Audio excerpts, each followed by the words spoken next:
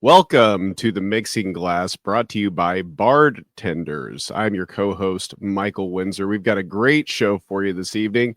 But before we get into that, we need to bring in our general manager, the guy who almost killed my D&D character last night, the one and only Jonathan Mateer. John, how are you doing today? Hey, I'm doing well, Mike. Having a nice day. I took a day of PTO, a rare day off in the middle of the week, and baby-proofed my house. What a day. What does that involve? Oh, changing all the outlets, rubber foam on all the sharp corners. It's quite the event. You probably need it for drunk people at the bar too. You know? Maybe I'll do that tomorrow at work. I got some leftovers. There you go. Yeah, drunk men are not too different than infant children. It's all herding cats. Good. It's all the same thing. Drunk women too. I didn't mean to just pick on one gender there. We've got a great guest tonight. So I'm glad we're here together. Tonight, we're going to be speaking with Bradley Thomas Stevens. I shouldn't say tonight because we're in different time zones. So Bradley is a 30-year veteran of the hospitality industry with extensive experience bartending and managing programs around the globe, including his hometown of Portland, but as well as Tokyo, Helsinki, and beyond. So close, Mike. So I close. know. I said it right before. Helsinki. You want me to start it over? No, this is live. I did a practice round and I read it correctly. The print's really small. That's what it is. Yeah, sure. You don't have a zoom function, or you can't highlight it and enlarge it. Totally, technology doesn't exist for you. I get rolled low on that one. All right. He is also a former bar owner and the founder of the PDX Cocktail Boomerang program, which kept industry professionals connected throughout the pandemic. He also established Portland Margarita Week, raising nearly $40,000 between 2021 and 2023 to aid our Mexican neighbors seeking legal asylum via teambrownsville.org and helping build a school for elpatojismo.edu.gt in Guatemala, focusing on hospitality, arts, and technology job training for its students. He currently serves as the vice president of the United States Bartenders Guild and the National Education Chair. He also spends many nights curating spirits and cocktails educational content for corporate partners. His work has been featured in Men's Journal, Market Watch, Axios, Salon, Huff Post, Uproxx, Forbes, Rent, Eater, Spirits Business, and more. Bradley was a 2018 Woodford Reserve Field Day competition winner, 2018 Herradura Legends Global semifinalist, and 2021 Patron Perfectionist Global US Top 30 finalist. Again, so close. Which one did I miss? Close. Patron. You used to be a bartender. Well, I was playing a warlock last night, and it's patron in my mind. I'm sorry. This is the worst intro I've ever done. Bradley, I'm sorry. Bradley. In 2023, he also was a competitor for Team USA at the Pan American IBA competition in the Dominican Republic. Bradley, welcome to the show. Hey, guys. I'm glad my microphone cover is red so you can't see how red my face is turning. You know, to be fair, Patron is spelled patron, but it has that accent mark that tells you how to say it. Everything in Finnish is impossible to pronounce except for Helsinki, so that one's funny. I was going to say Patron, very the one that John sent me does not have the accent mark, and I literally was playing D&D as a warlock last night, so patron is fresh on the mind. So please forgive me, Bradley and listeners. I appreciate that. All right. Well, you're talking about D&D, the other part of our show, but we do something on this portion of the podcast where we roll dice too. Now, I know you have a 20-sided die ready to go for our roll for initiative. So give that thing a spin, and we got a number and a question for you. All right. I got 15. 15? Yeah. Okay. If you could be an Olympic athlete, what sport would you want to compete in? Well, when I was in my 20s and 30s, I was a professional kickboxer. So, yeah. But I don't know if they have kickboxing in the Olympics right now. You know, it changes every 4 years, right? I mean, we saw breakdancing. It changes. I quit doing it. You know, my family, my daughter, my partners of the time, you know, they didn't like me coming home with concussions. So eventually I don't do it anymore. But if I could time travel, that's probably what I'd do. All right. Which was harder on your body, bartending or kickboxing? Because I asked my PT that every time I see him. I'm like, is this because I let people kick me in the knees, or is it because I leaned wrong and the ice fell out? They said both. Yeah, both. It's all your fault, regardless. Yeah. I sometimes get told I look youthful because I'm in my mid 40s. The fact that I've been in restaurants since the mid 90s is weird. But my body feels 75. Well, you got me beat by a couple years, and my body feels 75 too. So maybe I did it worse. Maybe I probably should have done kickboxing. Probably would have ended up a little bit better. Mike, you got a sport? What would you compete in if you could choose one? What would it be? Curling. Yeah, of course it is. Of course it's curling. You would. You can I hold mean, a beer in one hand and yeah, it's like Olympic bowling, right? On ice. Yeah. I'd be into that. Close. It's like shuffleboard bowling. I could work the broom really well, I think. I have full faith in you. That you can do that. Thank you. I appreciate I heard a that. stand-up comedian talk about curling. He's like, it's like the only sport in the Olympics where like you can catch the athletes in the back smoking cigarettes in between. They're the line cooks of the Olympic athletes. Yeah. I chose right. Yeah. What about you, John? What are we going to be watching you and performing in the Olympics? Oh man, I think if it's me, I'm going Winter Olympics too. I'm staying away from the Summer Games. I definitely think it has something to do with like downhill skiing, like doing like the racing, like all the way down, like when they do the what's the short one? The short slalom, not the long slalom. I would totally love to do that. That'd be so much fun. Yeah, I pegged you more as like a medium slalom guy, so that's surprising. Well, it's do they still have it's on my skiing dating profile. They used to have the skiing trials where they have guns also, and they like do like shoot targets while biathlon skiing. Is it biathlon or bicathlon? Someone's gonna light us up in the Something like comments. No, I would watch. I would watch Inform that. me. That one would be also fun. inform me, is it still happening? Oh, that one's. I think that one's been there forever. I think they have to do it every year because it's so good. They almost got rid of wrestling in the Olympics. Did you hear about this like years ago? It's one It's of the the only original remaining Olympic original. sport. That But not enough the people marathon, Yeah. the marathon, and probably the discus and the javelin, and Yeah. someone else knows that there's a couple others, but it's one of the OG. Like, you gotta have it. Gotta have wrestling. Yeah. All right, let's not get too sidetracked. We're here to talk about you on the podcast.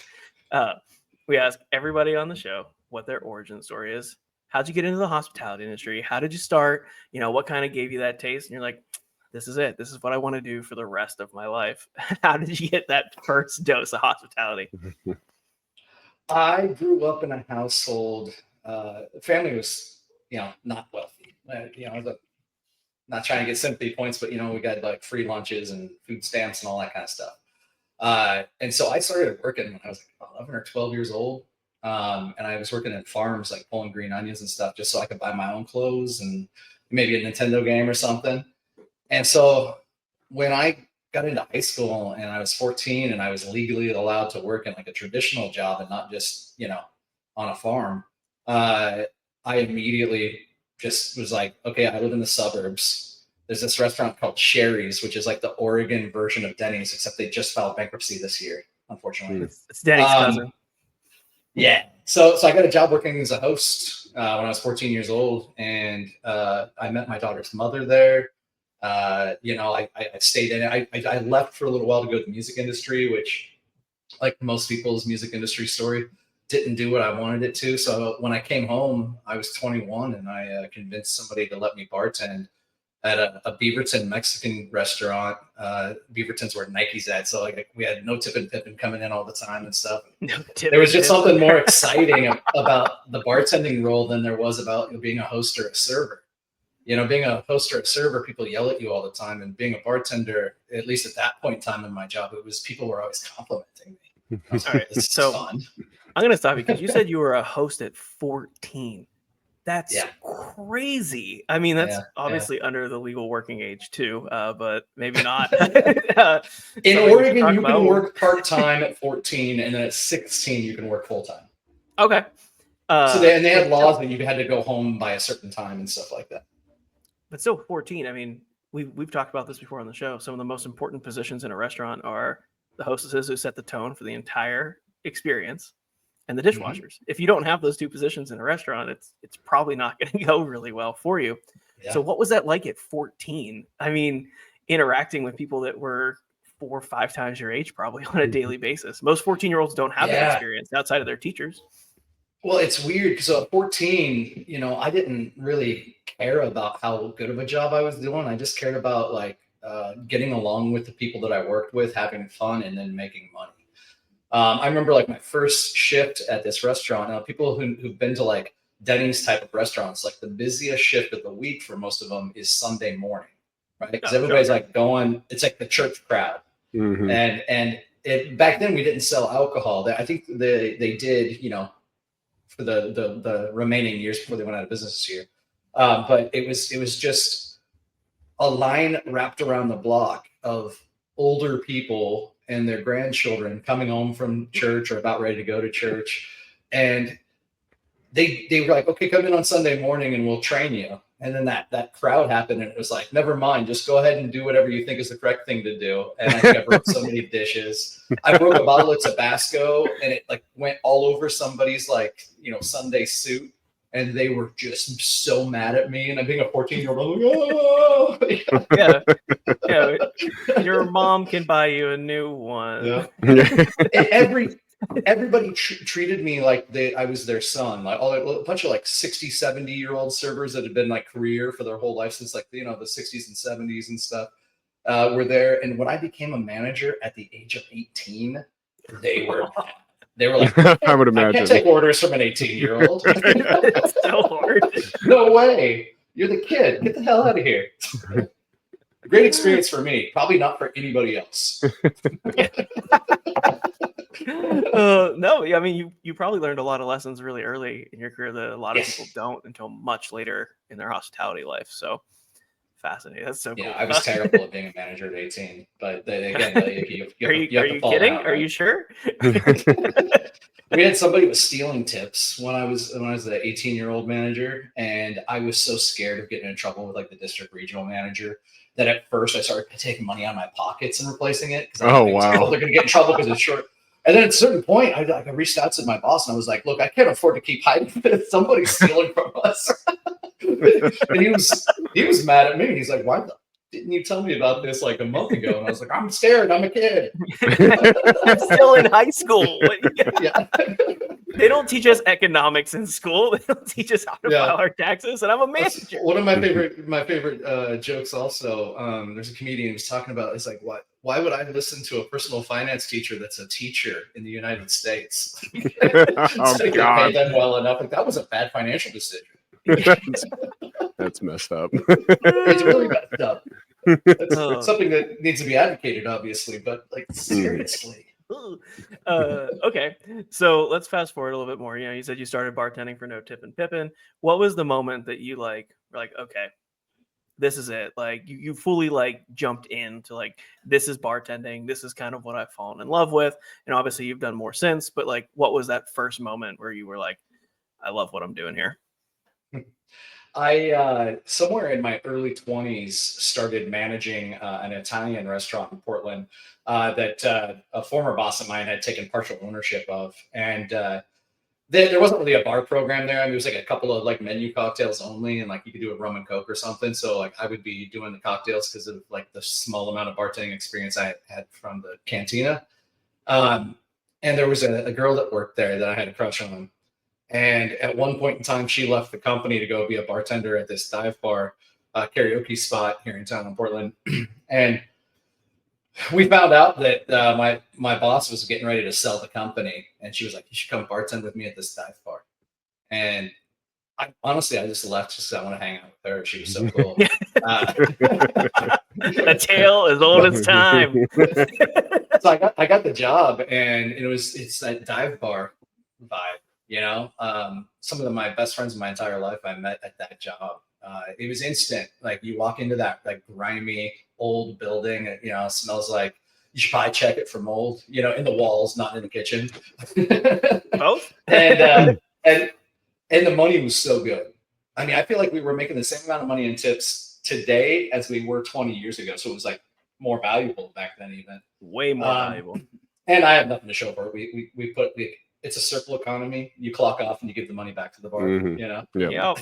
We should all just have Monopoly money that we give each other at the end of our shows and just pass it around. We actually, at one point in time at that bar, we decided that the bartenders can't tip each other because we just kept handing each other the same $20 bill back and forth. Yes, exactly. That's To literally everybody what but us. Speaking of the dive bar smell, fact check me on this, but I just saw that Miller High Life is working on a cologne that's going to smell like a dive bar. Is that real? They're gonna sell so many. Sure, Mike. If you say it's real, it's real. I saw it on the internet, so it must be true. Okay. Yeah. It'll last just as long as the Doritos liqueur. You know, and no offense to the company making the Doritos liqueur, but it just feels like it's something that is like just to shock people. It's just and a then gimmick. it's going to be a fun thing that you can do for now. Pizza And then Hut we'll made do a a different pizza fun thing flavored later. red wine. Pizza Hut made a yeah. pizza flavored red wine and it sold out within like 12 hours. And they were like, we had no idea that the response would be so like viral for people wanting this. It's like, well, of course people want it. It's ridiculous. Yeah. I think somebody needs to make a New York sour with the Doritos liqueur and the red wine. Pizza red wine. I'm going to tell you right now that I have had the Doritos Empirical and it is incredible. I was so upset that it was that good. I was like, I could bathe in this. It was so good and it was so perfect because it tasted exactly like a Dorito. Like I'm here for it. Like if you're telling me that you're advertising it and it's exactly what you say it is, that's a win for me, right? If you had given me like something that tastes like Doritos, just like a soggy old tortilla chip with a little bit of cheese, I would have been a little mad. Like you ripped me off. But it tasted like a Dorito, so I'm here for it. No, maybe you convinced me. I've been meaning to try it. I love that it exists. Let me be real about that. I love that it exists. We need more niche products. More niche products. Bring fun back to bars. You know, like don't get me wrong, I love craft cocktails too, but we need to have more fun again. Back in the 90s, Godiva chocolate liqueur was behind every single wall. Every bartender had one, and it was so good. And they discontinued it just a few years ago. Yeah. I've got a bottle here in my house, and I don't know how long it's going to be good. I gotta drink it, but as slowly as it can. Yeah, I got one bottle of the Godiva white chocolate, and that's like for holiday special occasions, I guess. Now, who would have thought that would have been a special occasion bottle? But here we are. That'd be good. I bet you that'd be good in a peppermint patty. I'm gonna let you know it's good all by itself. Doesn't give me heartburn. I'm officially in my Bailey's era. Okay, so you're in a dive bar. When did you make the move to becoming such an expert on cocktails and running restaurants? So like, when did that shift happen in your life? I interviewed, there's a bar in Portland. It's been around for a long time called Radio Room. It's in the Alberta district. If you've ever visited for like cocktail week or anything like that. And I like to call that like a bridge account, as it can make it a drink for anybody. If you want a dive bar drink, it'll make it. And if you want like a Negroni, they know what they're doing, and the vermouth is in the fridge, and they interviewed me and they kept using this term. This is back in 2005, so 20 years ago. They interviewed me and they kept using this term, craft cocktail. Can you make craft cocktails? And I kept responding, going like, yeah, I can. You want anything you want? You want a mojito? I'll make it for you. I can craft a cocktail. Absolutely. I had no idea why they kept asking me this question on repeat. So I kind of like, I don't know if I lied, but I faked it and I got hired. And then I realized that every bartender in the building was more talented than me in this aspect. You know what I mean? Like, I always want to point out is that craft cocktail bartenders aren't better bartenders than dive bartenders or like high volume, like sports bar bartenders. They're just like, you don't order a grilled cheese in a Chinese restaurant, right? Like they're a different style, they're different technique, and they require different skills. But these guys had skills that I didn't even realize. I remember laughing to myself when I saw somebody bring their own tools into the bar. I'm like, freaking nerd. and then later on, I brought my own tools in, and I'm like, man, I really didn't know what the heck I was doing back then. But that Radio Room bar was great because it didn't make me as good as I eventually think I became, but it inspired me to start reading a book and start learning from other bartenders, and that there was actually more to bartending than what I had previously experienced. It wasn't just multitasking and learning how to read lips in a really loud karaoke bar. You know, I mean, there's nothing wrong with being in a room of really smart people and you having the opportunity to soak it up like a sponge. Like that's the perfect scenario to be in, right? You want to do that your whole life. That's the motto.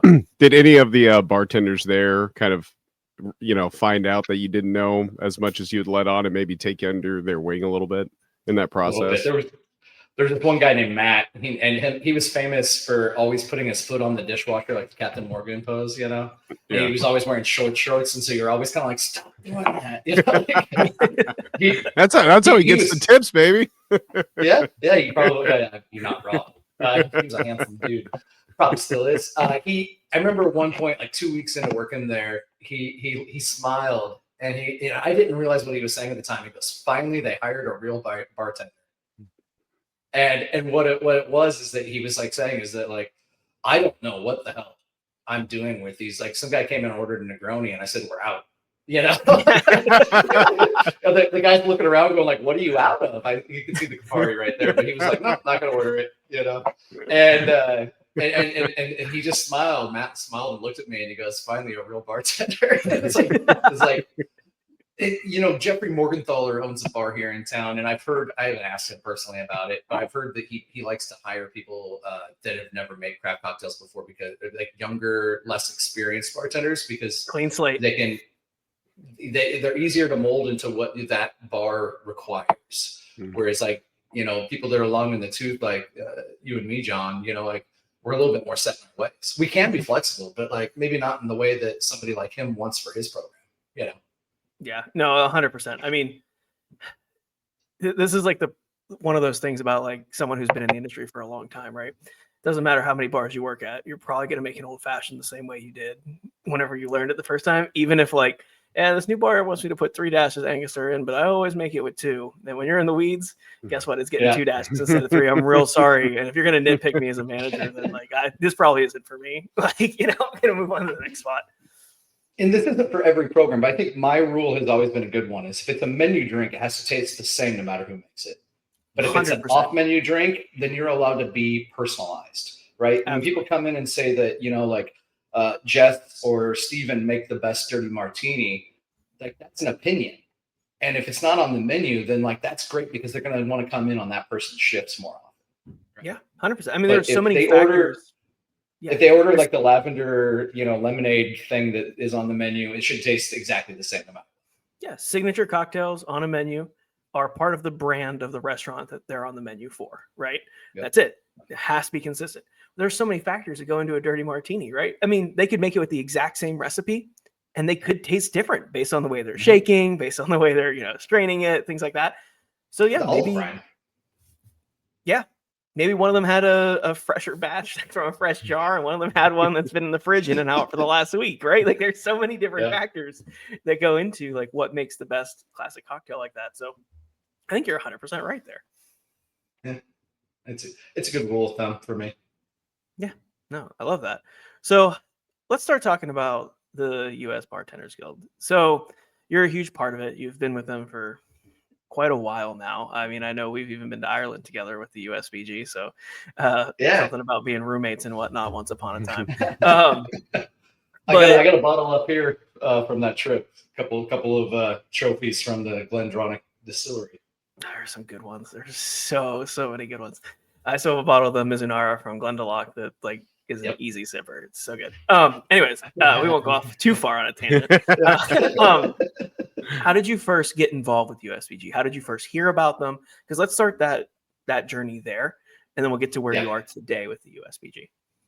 It's funny, during that time that I was coming up in Portland and starting to like realize that I had a lot to learn. I had made friends with another bartender in Portland named Natasha Mesa. And I don't know if you know their name, but works with Ivy in New York last time I checked. Owned a bar in Portland here at one point. I was just on Facebook, this is a while ago. So Instagram maybe not even been like, really widely used or exist at the time.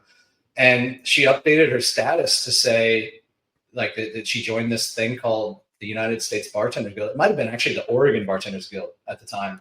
And I was like, what the heck is that? There's a group of us that get together and have meetings. And I respected her, and I would go in and like, she had like the, Liquid Alchemist book, and she was like making like ice spears that you crack with a hammer that have a cocktail inside of them and stuff. I'm like, what the heck have you been doing since last time I saw you? And honestly, it takes somebody that you respect in the industry that starts doing something cool and asking like, well, where did you learn that? And you know, she would post cool cocktails. And I'm like, okay, how did you get that cocktail to be that color? You know, and I use butterfly tea, you know, like whatever. And so, you know, I think vicariously she was kind of a mentor to me. You know, eventually, you know, I moved all around the world. She did her own thing, and I started finding other mentors, which is, I think, a smart thing to do. And a lot of them came from the Bartenders Guild. And I think, you know, whenever you have an opportunity to be with, no matter what career field you're in, to be in a group with people that are in your field to like discuss ideas and discuss needs that are in your industry, it's a good idea. So the Bartenders Guild was a great way for me to see other ways that I can improve myself, but also to network and to create a larger, wider community. I think it's helped my career a lot. You know, I met people like you, John, that was a finalist in World Class last year. So I mean, like, it's like you meet these people that do these cool things, and you're like, okay, what did you do to do that cool thing? You know, lied about everything. So I spent a lot of time with the Oregon Bar Guild before it was a part of USBG. It was an independent entity back in like 2015 or something like that. Eventually, you know, the leadership of USBG actually flew to Oregon and sat down with the Oregon leaders and convinced them to join the USBG. I wasn't in Oregon at the time. I was probably in Europe at the time. But when I came back to the United States, my ex-wife is from Indianapolis, and so I joined the Indiana chapter, and it changed me. Like, that was the moment I was like, man, these are my people. And I ended up joining the chapter leadership there, and I just never looked back. What was it about the Indiana USBG chapter that really resonated with you? I think Indiana has a lot of similarities to Portland, Oregon, and that's not a sentence I think people expect to hear. But it's a smaller market, right? And so they don't get the respect that some of the larger cities like New York and LA and not just Chicago as well, but like New Orleans and Vegas do. And so you have a lot more passionate people that are working harder to get recognized for their hard work. And so that group of people in Indiana has historically just been some really awesome people. And they motivate each other. They do these big events. They show up. You know, in Portland, there used to be a saying is everybody was in a band, but no, everybody was also too busy to go to your concert.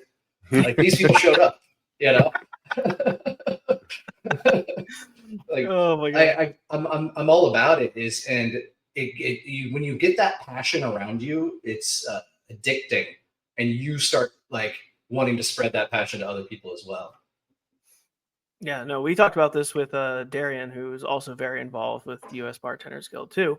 Yeah, you know, she talked and about they don't even have a chapter right now. No, unfortunately, COVID was a thing that happened. But she talked starting about to see how, a resurgence, which is great, which we love. Yeah, especially Maui just started a chapter. Norfolk just started a associate that hopefully will eventually be a chapter. Like, it's coming back, which is really good to feel. We love to see that. It's been frustrating. Yeah. And like, you know, she talked about how it's really hard whenever there's only one person, maybe two people that are carrying the torch, and it's hard. But when you have a community like you talked about, like you had in Indiana, that changes the game, because now everybody's pushing everything together, getting it over the finish line. And when you have a community that's all on board, I mean, you can really do anything. The sky's the limit, you know? So like, it's so cool to see that like you found a group like that, and it's pushed you to like next steps in your career too. I think it's one of the main reasons why I didn't nominate myself to be in national leadership. I was actually shocked and surprised that I was even considered. But the reason I said yes to it, and that I'm still doing work, you know, people that don't know this, we don't get paid. It's all volunteer. Is that I owe USBG so much in my personal development that I think I'm going to be doing this for as long as they let me, because I want to give back. And that's so important, I think.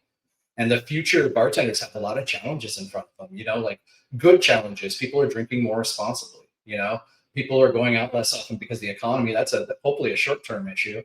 The culture is changing. And so we need to like mentor these young people the best we can so that they can be the ones that change it next. Yeah, I mean, they're so much more aware than we were when we first started. Like, no one told me that my body was going to hurt 20 years later. No one told me that I should be open talking about finances and how much I'm making and planning for the future. No one told us that. Guess what? They know all these things, and they can address them to help all of their friends around them in a way that we just couldn't. First decade I was in it, you could smoke in bars. Like I'm going to be on an oxygen tank someday just from the secondhand smoke, let alone my own bad decisions. Like I used to go out when I throughout college, have times where I was a smoker and then a non-smoker and stuff like that. And even when I was not smoking, I would go outside for a break because it was like windshield wipers in there in a Bugs Bunny cartoon. I see a minute, guys. I'll be back. Where am I?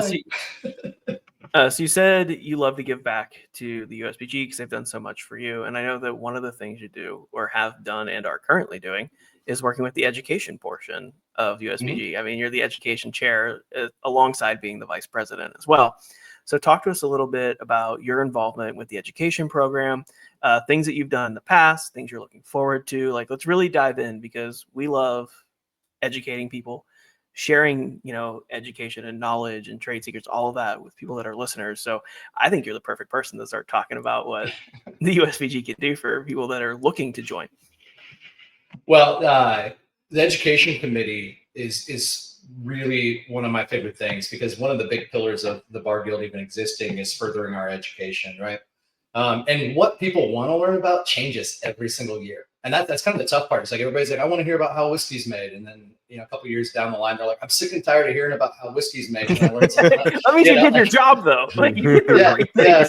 But then we'll do online seminars. We have our lead seminars, right? That's an acronym that means something I always forget, but it's like, we're trying to lead education through these. And we'll do one on like personal finances. People are always like, man, bartenders don't know what they're doing with their money. Can you bring in an expert and do a seminar specifically on personal finances for people in our industry? And we do it. And like 5 people show on a national level.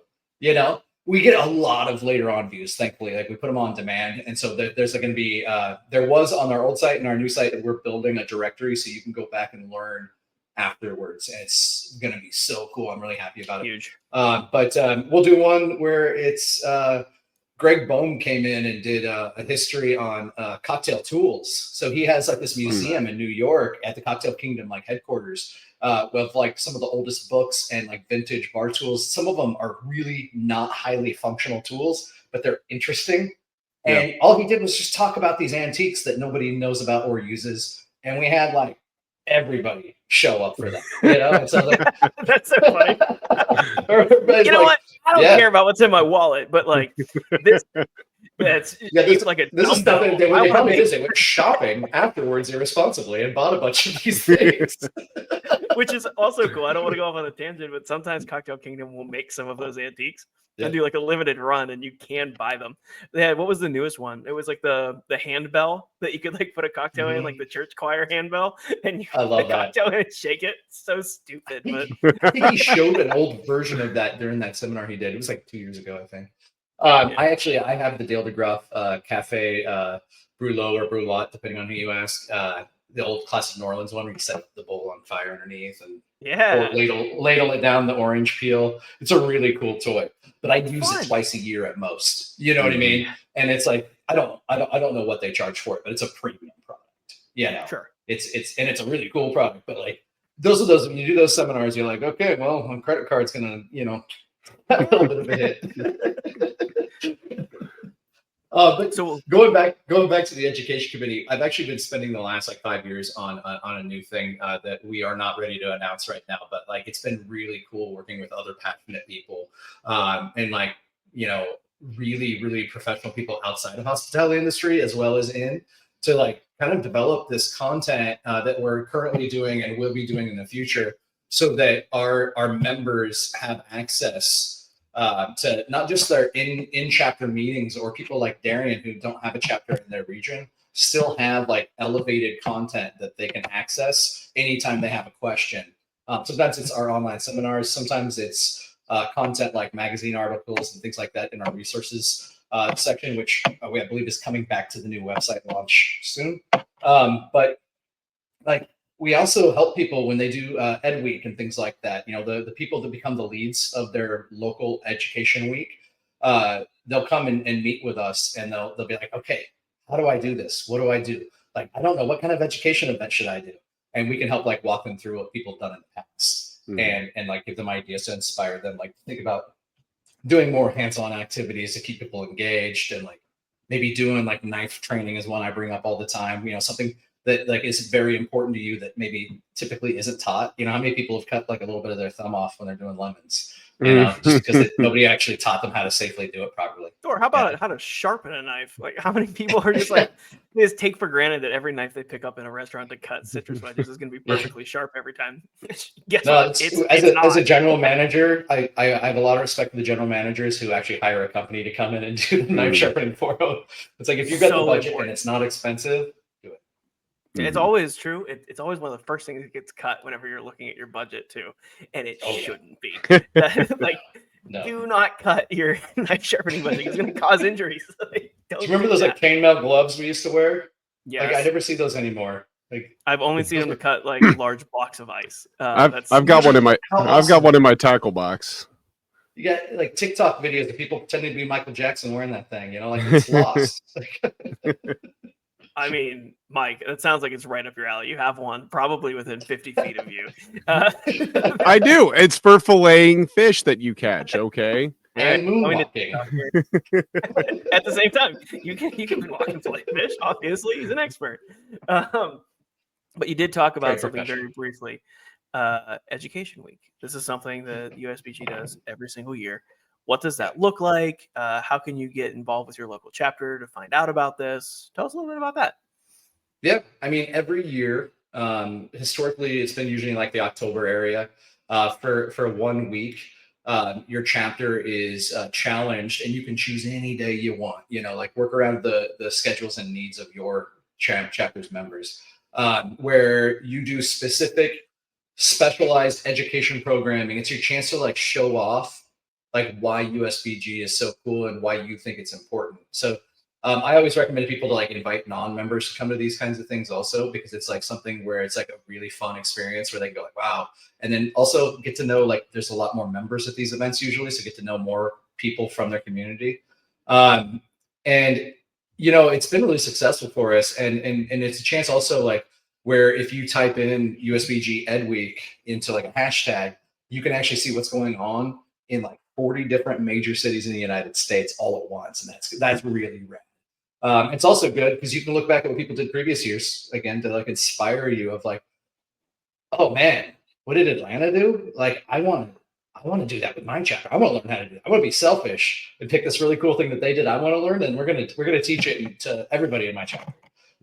But this is breaking news, I guess. It's not official until the board votes on it, but it is being proposed. And by the time this goes live, it will be voted on. But we're actually talking about moving Ed Week to an Ed Month. And part of that has been that there's always been scheduling conflicts with things like Portland Cocktail Week, which, you know, that only affects people so much. Only a couple people from every city are going to come to Portland probably. But usually those are the people that are like the most likely, the ones that are running their own education. Yeah, it's funny how that works. And me living in Portland, Oregon, you know, Portland Cocktail Week's pretty stressful for the Oregon chapter. You know, for obvious reasons. They're trying to same reason New Orleans gets rocked during Tales of the Cocktail, right? Exactly. Anytime you bring basically so many bartenders. Yep. And so what would be cool if this is approved, and by the time this episode airs, it should be approved. But you'll be able to, in the month of September, choose any day or multiple days you want in that month to celebrate Ed Week. And this will allow things like Chilled Magazine's, you know, Elevate Conference, Portland Cocktail Week, all these other things that are happening in October or in that like spectrum of September to November. like a little bit more flexibility so it's not overwhelming for our members. We've been trying to figure out the best way to do that for a couple of years now. And it's been really about is like, what's important is that we do it, right? Because this is something that's really important part of being in the bar guild. It's, again, one of the 3 pillars: education, education, education. But we need to do it in a way that people are excited about it and not dreading it. And like they're already excited for it, but the dread comes of like, oh, there's so much happening right now. I can't do all of it, And that's always a bummer. I mean, truly, we're at a point now, which is a really cool point that we're in. But literally, you could probably do something once a month, education-wise, as a hospitality professional. Yeah, and it's there for you to access for free. Like, it's crazy that we're finally in a time period where every month you can travel to a different state and do an education week somewhere. It's wild because that didn't exist whenever I first started. And I mean, it's crazy. I mean, the United States Bartenders Guild's 77 years old or going on it. I didn't even know it existed until, I don't know, 2014 or something like that. So I've only known about it for about 10 years. And it's crazy that this doesn't exist in every, field of work. Though a lot of them do, as a real estate agents, guild that I know the name of and I can't think of right now. But our meetings are way more fun. Yeah. I think they drink at theirs too, but like maybe like a little bit more under supervision. Yeah, well, most of them used to be bartenders, so I mean that tracks. Yeah. What a dig. That's a real thing. It's a real thing. One of my mentors, when I was in Indianapolis, William Mooring, he actually during the pandemic transitioned to real estate. And it was like one of those moments where I just smiled real big and I was like, also my roommate in Amsterdam on a USBG trip. So throw that out. Will.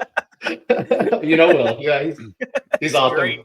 I said it's a small world. The hospitality community gets smaller every day. So someday I'm going to buy a house from him, probably. And he's going to do a great job. Like you're going to love it. All right, so let's transition a little bit because you've talked about building this kind of national community with the USBG.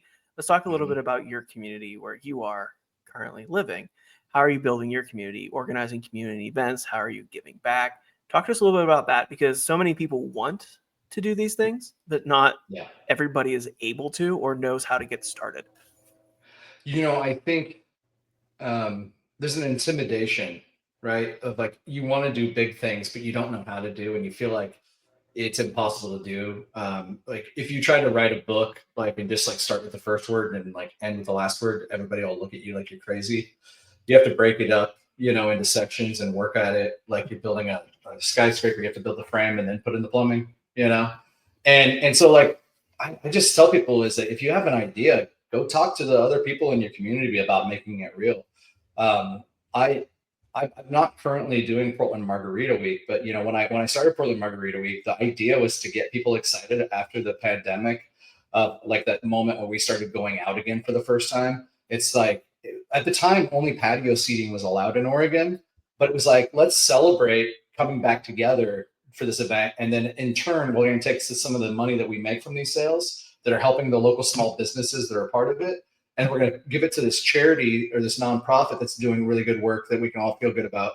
And that was a lot. It was a lot of work. I did the first year mostly by myself with big lifting help from the brand reps that helped us out, that partnered with us. We had, Bacardi, Campari. We had Diageo at one point. We had all of these really big companies that normally don't work together, working together. And it was unheard of. I had Illegal Mezcal, Casadores, Patron, Herradura. Brown Forman was really big, helping us out. And then when Campari came in, they're like, just do Grand Marnier, and we just want to be part of the party. We don't want to get in the way or step on anybody's toes. And that was the coolest thing in the world. And all it took was me telling other people that I had an idea, and then not being intimidated to pursue it. And I tell people all the time, it's like, get told no. My buddy, he was telling me when I was younger, trying to figure out how to talk to ladies when I, wanted to ask them out. He's like, No, if you don't ask, it's already in. Yep. The answer is always no if you don't ask somebody. Like, it's Yeah. categorically correct. There's no way around it. And so, and we got really lucky with that. And eventually on the final year in 2023, we expanded into 5 cities. And so like, that was mind blowing. And also when I became a small business owner, it was too hard for me to keep doing it. Really? Why? It's like, do you want more work? I mean, yes, but also I can't. That movie, Adam Sandler, the remote one. If I had a pause button, I'd do it. Yeah, click. You got to do it. Slow motion. You're moving fast. Everyone else is slowing down. Right. No, that's so true. And I think you said something that's like just so important is getting it out there, getting the idea out there. There are so many of us that are in this world are perfectionists where like we don't want to let something out until it's 100% complete. It's ready. It's never going to be ready. And when you release it, it's not yours anymore. It's everybody's. And so they're going to change it. It's going to adapt. So the best thing you can do is just talk to somebody, talk to multiple people, talk to a brand, talk to a company, get it out there. And you're going to find people that have the same ideas as you and carry it with you over the finish line. That's what you want. Like, it could be the coolest idea. Don't sit on it. Let other people know. Yeah, 100%. Got it. I love that. All right. Are you ready for the big question? We ask everybody who comes on the show this question. Now, you've only been bartending for a couple years, so you might not have a favorite shift. But we ask everyone, what is the favorite shift that you have ever worked in this industry? Oh, man. I got to a point where I didn't want to work Fridays and Saturdays anymore because after like years and years, it's like I was like all about the Monday shift. I can't do Monday shifts anymore because the Bar Guild usually has their events there because that's the most typical day off. But for a while, like the Monday, Tuesday shifts, you'd make the same amount of money as on Friday because you're not tipping out a door guy or you're not tipping out 7 other, people. It's just you and a cook, and but those are your regulars. Your regulars, you got to develop those relationships with them. You had more time to get to know your clients and your guests and your brand reps, honestly. You got to stop during those slow periods and like get your liquor order done on the clock instead of like staying late and doing it. I always like that. But I think my favorite time of being a bartender when I was at university is I would work 3 12-hour shifts and then have 4 days off in a row to get my school work and also like, party because I'm a kid, Mm-hmm. Yeah, of course. Yeah. So if I had my dream schedule, I would be 25 again, and I would be working Monday, Tuesday, Wednesday, 12-hour shifts, open till like first cut. And that's a dream. That's the best. It's a dream. And then you got Friday and Saturday to hang out with your friends with normal jobs. Mm-hmm. What's that like? Tell me more. Yeah, I'm starting to learn right now. It's weird. Yeah, it really is wild. I'm learning too. It's crazy having weekends off and being able to be with your family and friends. It's a wild concept. What about like a favorite moment in a shift that you've had with somebody, a favorite story, a favorite war story, right? We talk about these like some of those favorite moments, like because so many things happen behind a bar that so many people don't realize are going on whenever we're working. And we have those like stories to tell. Back in the dive bar days, we used to do a lot of like, we call them old school lock-ins. So after hours drinking, right?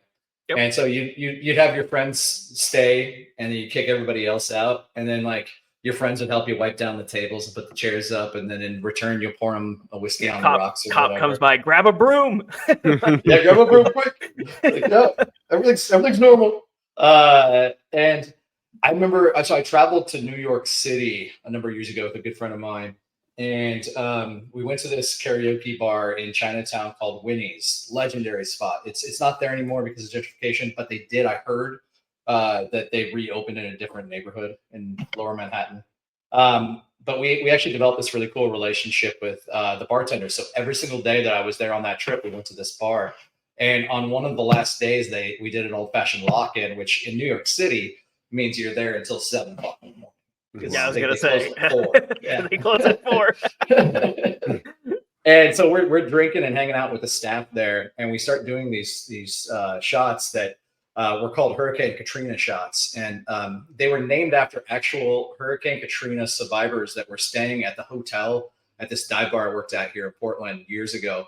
It was like they came in and said, I want to do a shot that makes me feel like I'm back home.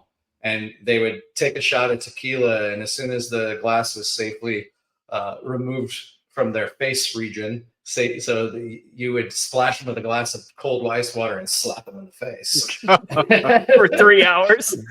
So I was teaching this drink to the staff at this bar, and we took turns just slapping the crap out of each other and taking shots. There was puddles on the floor. I'm sure the morning bartender was like, "What the fuck happened here last night?"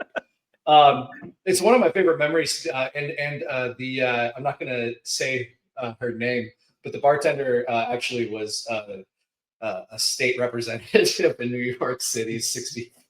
You probably Google it now. Yeah, we'll shake. Mike likes going. We'll shake that out. No, we need to get her on the show. Come on. Oh, that's true. That's true.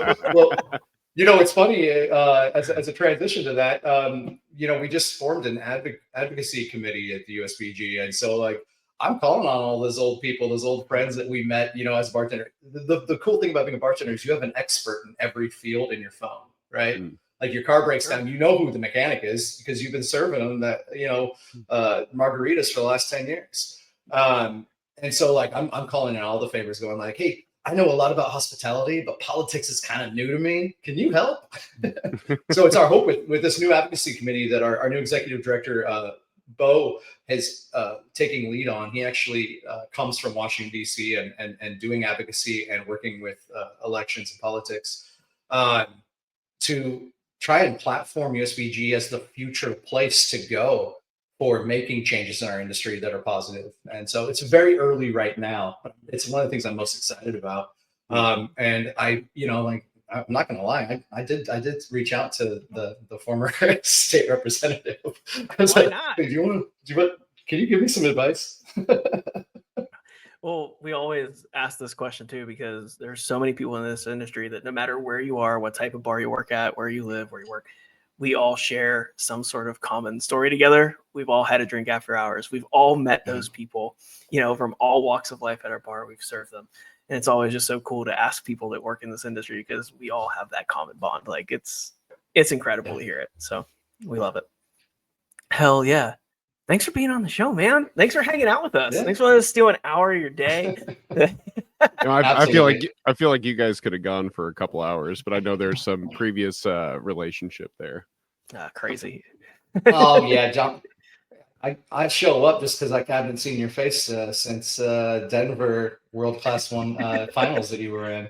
So I'll take it. That was a fun time. You gotta hang out every couple months. Especially when you're on opposite ends of the country. It's a real thing. Hey, am I going to see you at Atlanta for Bar Summit in May? We are going to be there in Atlanta. Yes. We're probably actually doing a pop-up one of the nights there, which will be kind of fun. Chandler, who does Herd Card Game with us. We do a cool expansion pack. We've done a couple pop-ups around the country, so we're probably doing stuff together. So people are listening to this in probably March. In a couple months, you'll see us in Atlanta hanging out with people. So it'll be a good time. Everybody go buy Chandler's game. Herd. It's so good. Oh, it's incredible. Cards Against Humanity for bar professionals. Yeah, how could you not? Yeah, you gotta hear the commercial we recorded while we were at Elevate. It's pretty good. If you're listening to this episode, I'll put it in the middle. I was at Dominican Republic, I think. I don't know. I was international when Elevate happened. I was on a different trip, and it was the Madeira that I just came back from. We've been recently strengthening our IBA relationship, International Bartenders Association. So we are going to other countries more often to try and help it so that people like you, John, members of USBG, can actually have those experiences as well. So not just the amazing world-class competition, but you can actually, go to Germany and take part in competitions out there as well. And so this is it's crazy. I can't go to Elevate because I have to go do this other thing. It's just like with the Ed Week thing, but it's a good problem. There's so many cool things happening right now. Like I said, 10, 15 minutes ago, there's always something happening for free for people to go, travel, network, meet other people in the industry that have common goals, common mindsets, and just do amazing things together. Like that's what we love. That's one of the reasons we do this, right? Well, I'd love to see you on one of our future IBA trips. We'll talk about it in Atlanta. I think so. That's for off the mic. It'll be great. All right. Let's do some shout outs because we want people to know where they can find you, connect with USBG. So tell us where people can find you. Well, I see my Instagram handle on the bottom of the screen. That's a good start. I will be launching my own website in 2025. It's not up yet, but be on the lookout for The Drunk Etymologist, which hint, I hopefully will be releasing a book under that title as well. It's going to be a nerdy site where we just kind of break down some of the like old school bartender things and why they are what they are and why we call things the wrong thing, but we just go ahead and do it anyways. Yeah. That started from reading old cocktail books and like really struggling on the really old ones, where because like the verbiage and everything is just so poorly done. And you actually realize it's like, no, they just spoke differently. Yeah, that and plus so, like, the ratios are trash. None of the drinks are balanced. A lot of times they're not balanced cocktails. But when cocktails are new, like the first pants didn't fit that well either. They had to make a few thousand more pairs. Yeah, it's like 1 portion whiskey, 1/32 of an ounce. Sugar. What's a portion? I don't know. I don't know if this is true. It probably is, but they say they have said that the original foot from the imperial system that we use was actually it would change sizes depending on who the king was, and it was like sometimes it'd be this big, sometimes it'd be that big, and that's how I feel like some of these old cocktail books are. Is like like 1 part. I'm like, well, the other one doesn't say 2 parts or 3 parts or half a part. So how do I compare what this part means? That's the joke. You can't. You can only have it here, limited time only. But you can check them out on Instagram at Bradley T. Stevens. And then you're on Facebook too, right? At Bradley Thomas Stevens. Yeah, Bradley Thomas Stevens on Facebook. That's the one where mostly people in their 40s talk to me, but feel free to track me down. You can date yourself. That's fine. And then how about connecting with the USBG? How can people get involved or, look up all the information we've talked about this episode? Well, like I said, our new website just launched a couple months ago. And so it's going to keep on having more and more content added and brought in that used to be there back. But go to usbg.org, click on chapters, see if there's a chapter in your area. Almost every chapter will let you show up to like one of their events for free at least once. And just check it out, and the thing about being volunteer leadership is that every chapter is different. Some of them are more active. Some of them are less active because, the people running it maybe only have so much availability. But it's still, no matter which chapter it is, it's a community of your peers. Go find them and see if they become your best friends or not. Yeah. And if you don't have a chapter, of them are for me. You can be a member at large too, right? Yep. 100%. And actually, if you took every single, I think Darian said this on her podcast episode. Every person every single person that doesn't have a chapter, the member at large, you put them all together, it'd be the largest chapter in the country. So, and that's been a big priority that Darian is actually going to help us be in charge of, I believe, and figuring out ways that we can best serve the larger at-large community so that they get as much out of being a part of the Bar Guild as possible. Even though there's not necessarily an active chapter in, say, like St. Louis or Des Moines, Iowa, where she is. Yeah, no, that makes perfect sense.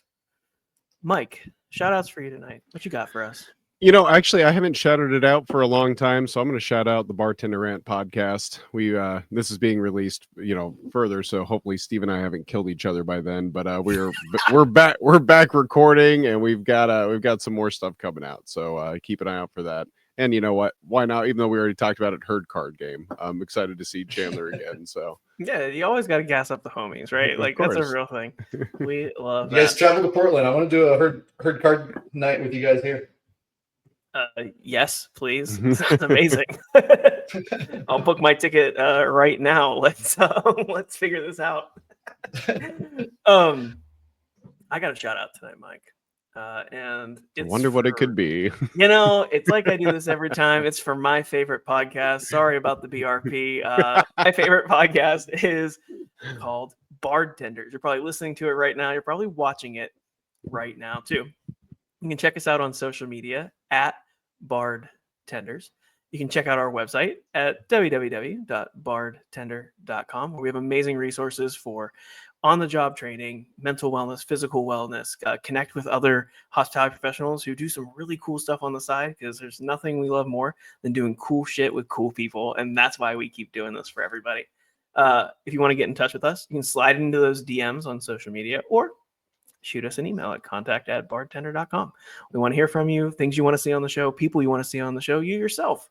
If you want to be on the show, shoot us an email. We'd love to have you, love to talk with you for an hour and just have a good time. And last, but certainly not least, we have to give this little plug because we love 5-star reviews. 5 stars only. That's right.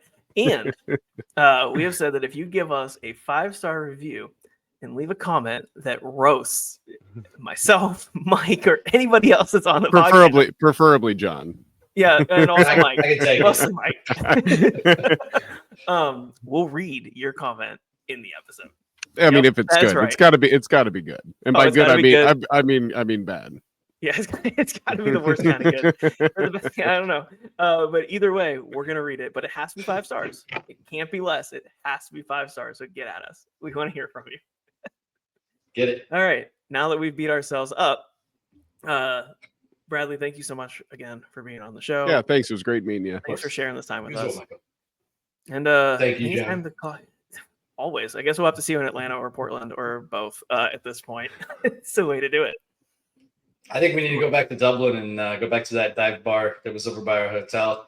And please twist my arm. have another one. I would absolutely hate to drink Guinness until 4 a.m. That sounds awful. I'll start looking for bartender competitions in Dublin, so you'll get an excuse to get a day pass. Exactly right. Just don't throw water in my face and then slap me for 3 hours as a true lock-in. Why are we going? I'm an idiot. I apologize for you. It's the only reason I would go. All right, let's clock out. Let's get out of here. Junk.